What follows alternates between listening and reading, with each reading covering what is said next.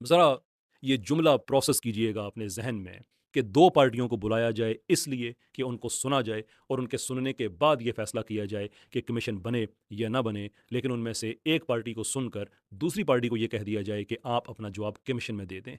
کون سا کمیشن؟ وہ کمیشن جو ان کو سننے کے بعد جس کا فیصلہ ہونا تھا کہ وہ کمیشن بننا چاہیے یا نہیں بننا چاہیے۔ یہ ہوا ہے پاکستان کی عدالت میں جو ہائی کورٹ اسلام آباد ہے وہاں پہ، اور یہ ویڈیو میں بلیک اینڈ وائٹ حالت میں بنا رہا ہوں اس لیے کہ میرا قانون کے ساتھ بڑا گہرا تعلق ہے، میں نے پڑھا ہے، میں نے پڑھایا ہے، اور میں احتجاج کے طور پہ، افسوس کے طور پہ، میں جو عدالت کا فیصلہ ہے اس کو میں کسی رنگ میں بیٹھ کے نہیں کرنا چاہتا، بلکہ this is my way of expressing my resentment and sorrow, کہ جس طرح سے عدالت نے، کہ میں ہزاروں سال کی عدالتی روایت جو لیگل ٹریڈیشن چلا رہا ہے اس کی دھجیاں اڑاتے ہوئے ایک پارٹی کو سنے بغیر فیصلہ دیا ہے۔ I don't think I can add any colors to it. So this is how this video is going to be. مختلف حصے اس کے میں چلاؤں گا۔ عدالت کا فیصلہ ہے، اب تو پبلک پراپرٹی اس پہ بات کی جا سکتی ہے، تو اس کے جو مین پارٹس ہیں وہ میں چلاؤں گا اور اس پہ تجزیہ ہمارا پھر آپ سنیں گے۔ چلتے ہیں پہلے حصے کی طرف۔ In this hearing, even today, which was live streamed even today,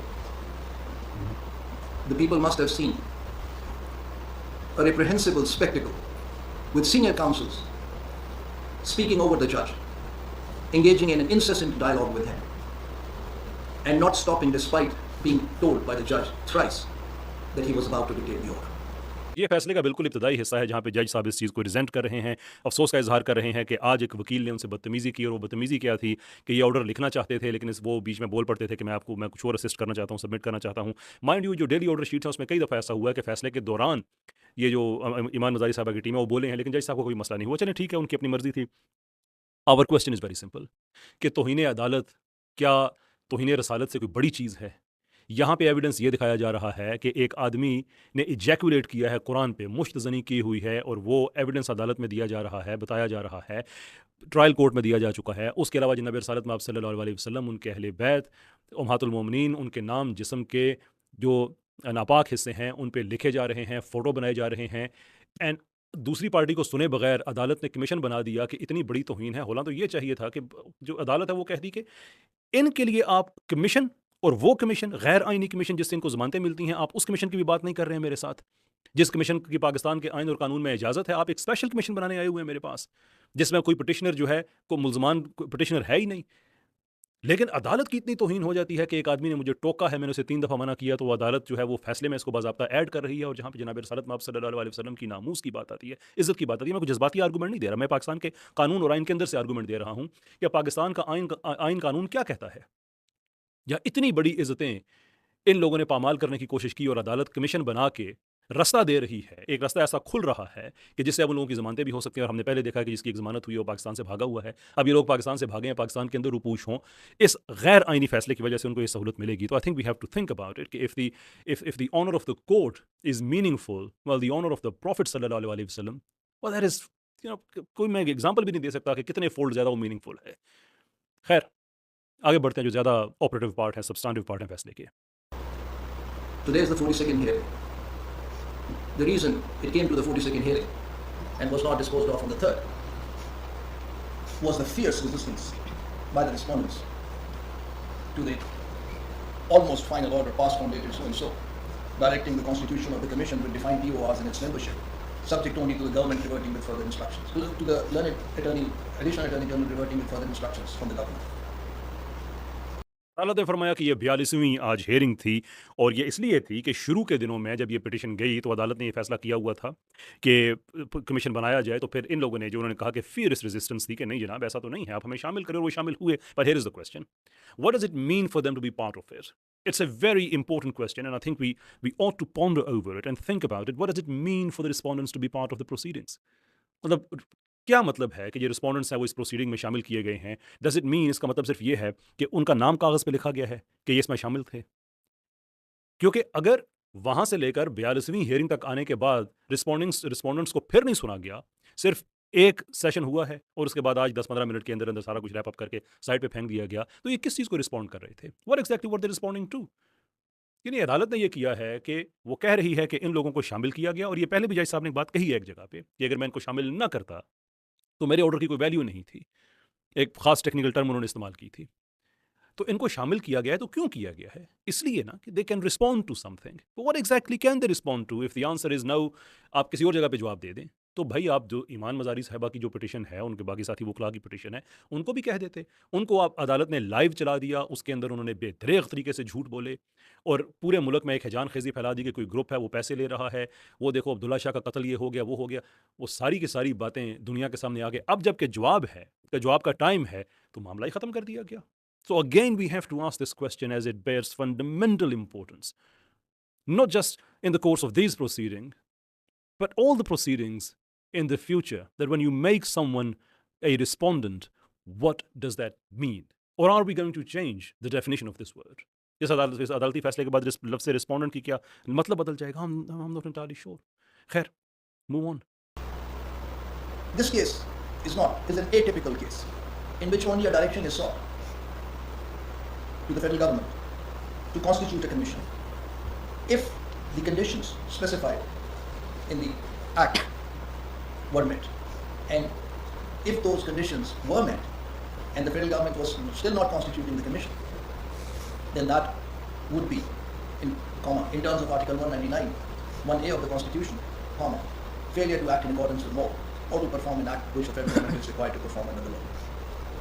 This is a seriously problematic part of the judgment. اس لیے کہ یہاں پہ یہ یعنی پہلی بات ہے کہ اے ٹیپیکل نہیں ہے. اے ٹیپیکل ان کو غیر عمومی غیر روایتی کیس نہیں ہے. کیس عدالت میں اس کا ایک مزاج ہوتا ہے، ایک پارٹی کو سنا جاتا ہے، دوسری پارٹی کو سنا جاتا ہے. And of the matter this is it normally goes and there is absolutely nothing in the legal tradition جو یہ پازٹ کرتا ہو کہ اس طرح کے کیسز میں آپ ایسا کر سکتے ہیں، جبکہ عدالت خود کئی بار اس چیز کا اعادہ کر چکی ہے کہ ہم نے دونوں فریقوں کو سننا ہے.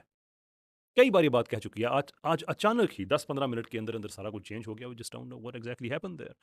Now, اس میں جو انہوں نے بات کہی، عدالت نے جو بات کہی کہ پرٹیکولرلی آرٹیکل کا جو شک 199 1A ہے اس کے حوالے سے، تو عدالت کے حضور دست بدستہ عرض ہے کہ اگر آپ نے اسی آرٹیکل کو انووک کرنا ہے تو پھر ہمارے پاس کچھ سیریس پرابلمس ہیں.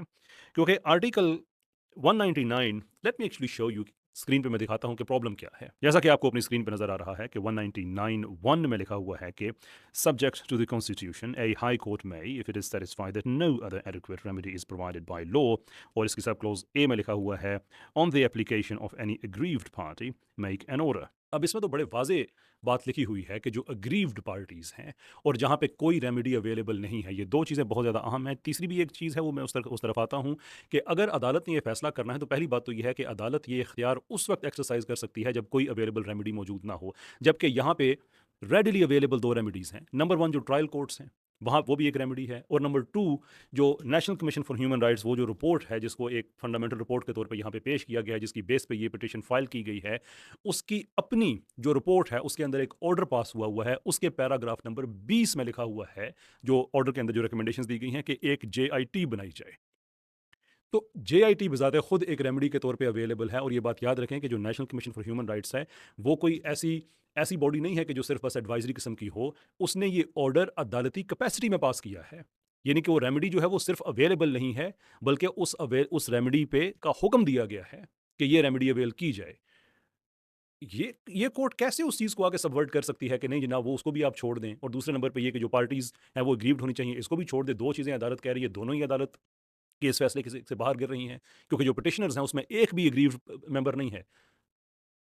لیگل ڈیفینیشن ہے نا اگریوڈ کون ہوتا ہے، یعنی کہ ایک آدمی اگر اس نے جرم کیا تو آپ اس کے بھائی کو سزا تو نہیں دے سکتے ہیں. وہ بیسکلی اب جو بھی اپیل کرے گا، کچھ بھی کرے گا، جو اگریوڈ پارٹی ہے وہ کرے گی. To the eyes of law جو ملزم ہے وہ والا ہے. یہاں پہ 101 گن کے، ایک میں محاورہ نہیں کہہ رہا، پورے 101 یہاں پہ پٹیشنرز ہیں جن میں سے ایک بھی ملزم نہیں ہے. تو عدالت کس طرح سے انووک کر سکتی ہے اس آرٹیکل کو؟ دین دیر از اے ڈیپر پرابلم، کیونکہ اگر آپ جو یہ 199 1A ہے، اے کی بھی اگر آپ سب کلوز میں جائیں تو وہاں یہ بھی لکھا ہوا ہے کہ عدالت نے جو آرڈر پاس کرنا ہے، کیونکہ جو 1A ہے اس میں تو یہ لکھا ہوا ہے نا کہ عدالت آرڈر پاس کر سکتی ہے. وہ آرڈر کیا پاس کر سکتی ہے؟ اس کے اندر ایک کیویٹ ہے کہ جو عدالت جس نے آرڈر پاس کرنا ہے وہ اپنی ٹیریٹوریل جورسڈکشن سے باہر نہیں جا سکتی. تو اس عدالت سے یہ بڑا اہم سوال بنتا ہے کہ یہ تو کیس جو ہے، یہ نور فاطمہ کا بیٹا ہے جس کی بہاف پہ وہ پٹیشنر آئی ہوئی ہے، وہ خاتون، وہ تو کیس ہی پنجاب کا ہے. آپ کیپٹل کے ہیں، کیپٹل کی عدالت کب سے ٹیریٹوریل جورسڈکشن اس کی صوبائی لیول پہ چلی گئی؟ یہ تیسرا بڑا پرابلم ہے. So I am not entirely sure کہ اتنے بڑے لیول کی عدالت کیسے ایک ایسے آرٹیکل کو انووک کر سکتی ہے جو ایگزیکٹلی اس کو وہ کام کرنے سے روک رہا ہے جو اس عدالت نے کر دیا ہے. Strange, isn't it? Yeah, you're about to be surprised because there are more stranger things. Move on, shall we? the entire scope of these proceedings had been pre-registration of a case, or during the investigation, but before the trial began. This point remained lost on the respondents throughout, who could not see the distinction between the actual return of a verdict of guilt by the trial courts versus the existence of some gang which might be drawing financial or other benefits by using the ferocious sweep of the blasphemy laws. बहुत ही बदकिस्मत remark है कि जो फरोशियस SVEEP है blasphemy laws की उनको इस्तेमाल करते हुए, इवन दो कि ये एलिगेशन नहीं है कि उसको इस्तेमाल किया गया, वो एक डिस्टिंक्शन बता रहे थे, बट द वेरी फैक्ट कि ब्लास्फेमी लॉज के बारे में एक अदालत ये राय रखती है कि उसकी एक फरोशियस स्वीप है, तो उसकी एप्लीकेबिलिटी भी हमें नज़र आनी चाहिए ना यहाँ पे। क्या यहाँ पे किसी आदमी को ये कहा गया है ब्लास्फेमी लॉज के हवाले से कि तुमने ब्लास्फेमी की है, अब हम तुम्हें सज़ा देने लगे हैं, दैट्स इट? नहीं, पूरे इनके वो कौन सी ऐसी चीज़ है जो बाकी कवानीन में नहीं और ब्लास्फेमी के कवानीन के अंदर है। इवन स्ट्रिक्ट लाइबिलिटी ऑफेंसेस अगर आप ये कहें कि इसके अंदर आप मेंस रिया वगैरह है, and partly I agree with the जज साहब कि इसके अंदर कुछ ना कुछ मेंस रिया ज़रूर होना चाहिए, लेकिन जहाँ पे बाकी जैसे तौहीन अदालत ही है मिसाल के तौर पे, उसके अंदर मेंस रिया नहीं होता, उसके अंदर नीयत नहीं देखी जाती। जज साहब ने 21 लोगों पे तो लगाई हुई है, प्लस आज एक और पे भी लगा दी। तो जब अदालत की बारी आती है तो फिर कोई मेंस रिया ना देखा जाए, लेकिन जब रसालत की बात आती है, उसकी तौहीन की बात आती है, तो फिर आप ये देखें कि उसकी फरोशियस स्वीप। खैर, जैसे मैंने अर्ज़ किया कि ये जुमला जो है ये बड़ा अनफॉर्चुनेट था, बहुत ही बदकिस्मत रिमार्क है ये, लेकिन इससे पीछे हम चलते हैं जो मेन पार्ट है इस हिस्से का, जिसमें अदालत ये कह रही है कि इस अदालत का जो स्कोप है वो ये था अदालत का जो स्कोप है वो ये था कि ये देखा जाए कि जो लोगों को गिरफ़्तार किया जाता है तो उनकी गिरफ़्तारी से पहले और गिरफ़्तारी से बाद, लेकिन उनके ट्रायल से पहले का जो प्रोसीजर है उसके अंदर कोई गड़बड़ तो नहीं की गई, और जो रिस्पोंडेंट्स हैं उनको ये बात समझ नहीं आई। अदालत के हुजूर ये अर्ज़ है कि जब रिस्पोंडेंट्स को आपने सुना ही नहीं तो आपको कैसे पता चला कि उनको ये बात समझ आई कि नहीं आई? यही तो उन्होंने केस देना था। 14 केसेस हैं जो ईमान मज़ारी साहिबा की पार्टी ने, हादरी चट्टा साहब और उनके कोलीग्स, उन्होंने ये खोले हैं। तो 14 केसेस में उन्होंने क्या साबित करने की कोशिश की है कि प्रोसीजरल इम्प्रोप्राइटीज़ हुई हैं, एब्यूज़ ऑफ पावर हुआ है। और ये भी हम नहीं कह सकते कि इसका स्कोप सिर्फ यही देखना था, नहीं। अगर आप पिटिशन देखते हैं तो पिटिशन के अंदर लिखा हुआ है 400 विक्टिम्स, और जो आपने रिपोर्ट्स पेश की हैं वो इस बेस पे की हैं कि ब्लास्फेमी बिजनेस ग्रुप है कोई। ये आपकी जो आपने जो रिपोर्ट्स, अब बात तो इन रिपोर्ट्स पे होनी थी, ये केसेस तो खुलने नहीं चाहिए थे, इसलिए कि क्वेश्चन ऑफ फैक्ट तो यहाँ पे था ही नहीं, अदालत के लिए सिर्फ क्वेश्चन ऑफ लॉ था। लेकिन इसके बावजूद आपने अलाउ कर दिया कि ठीक है 14 केसेस वहाँ से खुल गए, तो इन 14 केसेस के आप जवाब देने हैं ना। It simply doesn't make any legal sense, it doesn't make any sense of justice कि आप ये अदालत ये कहे कि ये बात रिस्पोंडेंट्स को समझ ही नहीं आई है, जबकि रिस्पोंडेंट्स को सुना ही नहीं गया है। आई मीन अदालत माइंड रीड करती रही है रिस्पोंडेंट्स के। जो 14 केसेस पे उन्होंने बताया है कि जनाब ये प्रोसीजरल इम्प्रोप्राइटीज़ हुई हैं, अब रिस्पोंडेंट्स की बारी है कि वो बताएं कि ये नहीं हुई हैं, और अगर उसके बाद अदालत इस नतीजे पे पहुंचती है कि रिस्पोंडेंट्स जो कह रहे हैं वो गलत कह रहे हैं, तो अदालत फैसला दे दे। Again it one has to really wrap this around the head कि कैसे ये पॉसिबल हो सकता है कि अदालत, यार मैं किस लेवल पे मैं आके एक्सप्लेन करूँ, अपनी अमेजमेंट को एक्सप्रेस करूँ कि एक पार्टी को सुना ही नहीं गया है, सुना ही नहीं गया है। लोग कहते हैं कि यार तुम लोग कमीशन से भागते हो, दाल में तो कुछ काला है। तो वन हैज़ टू वंडर कि एक पार्टी को सुने बगैर कमीशन का हुक्म दे दिया गया है, क्या वाकई दाल में कुछ काला है? नहीं है तो what was wrong, what would have gone wrong अगर सबको सुन लिया जाता तो। खैर, आगे बढ़ते हैं। Therefore, the onus rested primarily on the petitioners to show to the court some instances which lend credence to the NCHR's report and the special branch report of the existence of a pattern. Once that onus was discharged, because it was not a contest between two private parties, as is usually the case, and on the analogy of which the entire case was argued by the respondents' counsels, once the onus was discharged by the petitioners, then the stage to rebut that onus would not be before this court, but would be before the commission.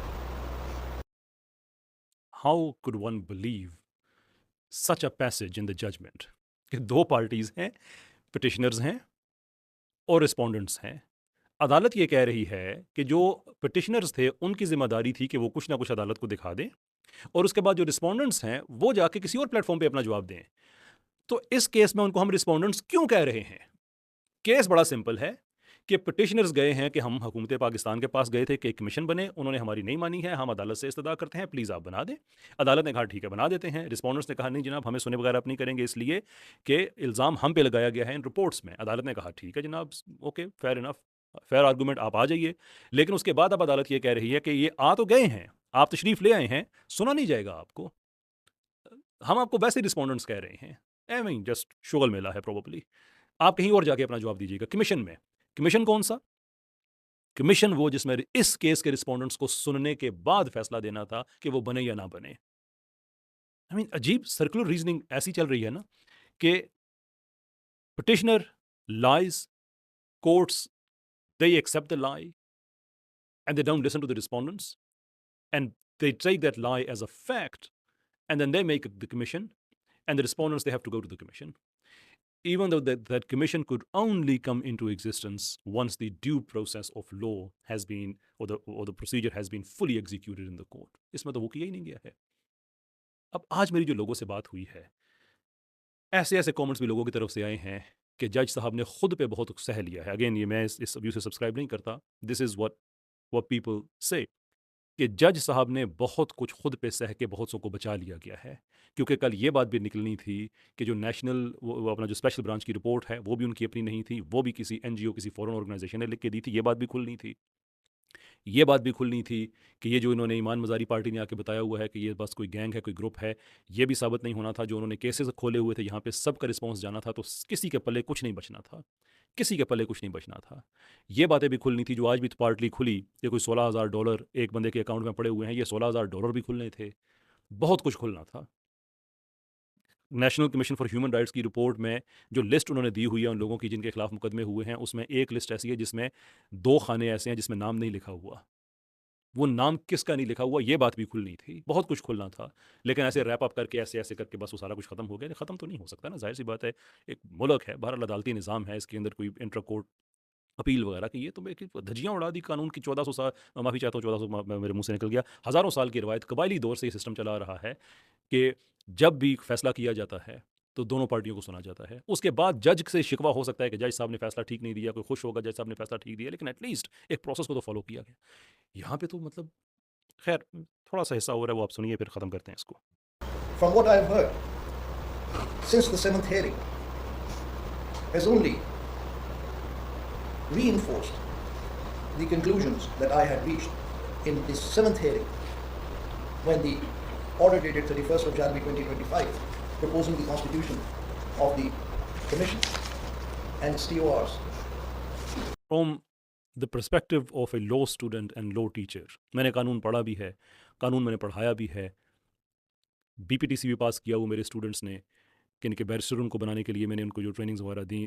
Again the point I making is کہ میں جو بات کہنے لگا ہوں اس کو qualify کر سکوں، not that I boost myself. میں اس آرگومنٹ کو کس طرح سے کوئی لیگل رسپیکٹ دے سکتا ہوں، آرگومنٹ نہیں، یہ جو ججمنٹ کا یہ حصہ ہے اس کو میں کیسے لیگل رسپیکٹ دے سکتا ہوں جس میں یہ کہا گیا کہ 42 ہیئرنگز ہو چکی ہیں، 7ویں ہیئرنگ پہ میری ججمنٹ جو ہے میرے ذہن میں تھی. عدالت یہ کہہ رہی ہے کہ 7ویں ججمنٹ پہ اس کے بعد جو کچھ عدالت نے سنا ہے اس نے اسی فیصلے کو تقویت دی ہے جو 7ویں ہیئرنگ پہ کیا جا چکا تھا. یہ دنیا کی کس عدالت میں ہوتا ہے کہ جس میں دوسرے فریق کو سنا ہی نہ جائے، ایویڈنس کو ایگزامن نہ کیا جائے، جو ایویڈنس پٹیشنر دے رہے ہوں یا ایک پارٹی دے رہی ہو اس پہ سوال تک نہ اٹھایا جائے، اس پہ کوئی اعتراض کرے تو اسے بٹھا دیا جائے کہ آپ اپنے باری پہ بولیں گے، ان کی باری آئے تو آپ کہیں کہ بات ختم، آپ سے تو کوئی بات ہی نہیں کرنی ہے میں نے. مطلب یہ تو اگین میں پھر شاید قانون پڑھانا شروع کروں بچوں کو. میں کیسے بچوں کو پڑھاؤں گا اگر کوئی ایسا کوئی سوال اٹھ جائے؟ کیسے جو ابھی وکیل بن رہے ہیں یہ لائیو اسٹریمنگ دیکھ کے وہ کیا سوچتے ہوں گے کہ یہ قانون کی کس چیز کا نام ہے کہ ایک پارٹی کو سنے بغیر 7ویں ہیئرنگ پہ عدالت کا مائنڈ جو ہے وہ بن جاتا ہے اور پھر تقویت ملتی ہے، دوسری پارٹی کو سنا نہیں جاتا، ایویڈنس کو ایگزامن نہیں کیا جاتا. It's embarrassing actually. Respondents' argument that they have not been heard or might not be fully heard is not relevant in this case because they will be heard before another forum, which is the one to decide whether to return a finding of the existence of a gang or not. اور اس پہ بات پہلے بھی کر چکے ہیں. Again عدالت ری enforce کر رہی ہے کہ یہ ویلڈ آرگومنٹ ہی نہیں ہے کہ آپ نے ہمیں نہیں سنا. Can you imagine that? ایک پارٹی کہہ رہی ہے کہ آپ نے ہمیں نہیں سنا. عدالت یہ کہہ رہی ہے کہ آپ کا آرگومنٹ ریلیونٹ نہیں ہے, ویلڈ بات نہیں کر رہے ہیں آپ, اس لیے کہ آپ کو کہیں اور سنا جائے گا. Again for the third time میں جاننا چاہتا ہوں کہ پھر رسپونڈنٹ یہ کس چیز کے تھے, کیوں ان کو شامل کیا گیا تھا. What does it mean for someone to be a respondent? آج پاکستان میں جو دہشت گرد ہیں, جو پاکستان میں ڈرگ مافیا, یہ وہ اس طرح کے لوگ ہیں, سارے دہشت گردوں کے کیس فوجی عدالتوں میں نہیں جاتے مائنڈ یو. جو نچلے درجے کے ہیں, آج سب کے لیے ایک راستہ کھل گیا ہے کہ ایک گروپ بناؤ, اس گروپ کے بعد ایک پٹیشن کی درخواست دے دو, انلیگل پٹیشن کی. اگر دوسری پارٹی کو عدالت سننے لگے تو ان کو ریمائنڈ کراؤ یہ لیگل پریسیڈنٹ کہ نہیں اسلام آباد ہائی کورٹ کا پریسیڈنٹ ہے کہ دوسری پارٹی کو نہیں سننا. انہوں نے جا کے سننا ہے اپنا کمیشن میں, اس کے بعد کمیشن بناؤ, اور جس کی پہلے ضمانت نہیں ہو رہی تھی اب ضمانتیں کرا لو. That's what we are dealing with. خیر آگے آگے بات بڑھے گی انشاءاللہ, ہم مزید اس پہ گفتگو کرتے رہیں گے, یہ سلسلہ ختم تو نہیں ہوگا. جتنے بھی دا فیکٹ کہ لائیو اسٹریمنگ میں یہ باتیں کھلی ہیں, اور آج میں یہ سمجھتا ہوں کہ جو سب سے زیادہ پازیٹیو آسپیکٹ آج کا ہے وہ یہ ہے کہ لائیو دنیا نے دیکھ لیا ہے کہ رسپونڈنٹس کو بات نہیں کرنے دی گئی.